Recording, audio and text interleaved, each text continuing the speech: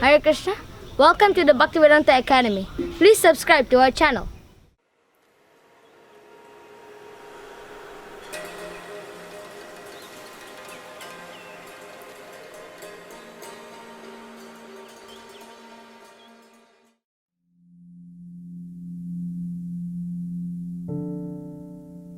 Do I think Vedic culture can be applied anywhere by anyone? Well, that's a difficult question, because what do we mean by Vedic culture? If you're talking about Krishna consciousness, then yes, Krishna consciousness can be applied anywhere by anyone, practically speaking. But Srila Prabhupada, when he speaks about Vedic culture, following actual Vedic culture, Brahminical culture, then you need to be in a place which is conducive for that, which means a place where you can follow the proper rules of etiquette, you can follow the proper rules of deity worship, remaining suci. Prabhupada described that there are some parts of the planet which are uninhabitable. And what he means by that is uninhabitable by persons that follow Vedic culture. Like in really cold countries, for instance, where it's freezing cold, then you can't really do puja properly.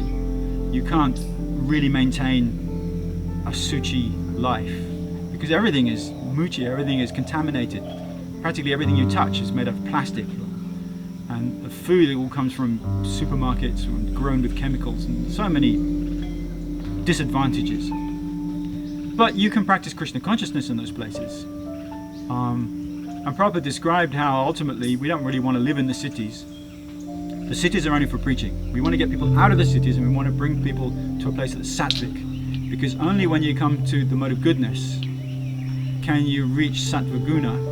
And from sattva guna, then you can reach Shuddha Sattva, the platform of Shuddha Sattva, which is pure goodness, which is Krishna consciousness. But you can't get that without first being in goodness. So if you live in the West, in a city, it's much more difficult to become Krishna conscious, because you're surrounded by passion and ignorance, and you have very little time to put into your sadhana. So best is if you at least can live in an ashram in the countryside. Then Krishna consciousness will be so much easier. And even better than that is if you can live and work with devotees, just producing what you need, because then you save time for Krishna consciousness. Prabhupada describes how by living simple living and high thinking, you save time for Krishna consciousness, and that's the only reason for saving time. So if you work in the city and you have to have a job and you're working from 9 to 5, 5 days or 6 days a week, then when is your time for Krishna consciousness?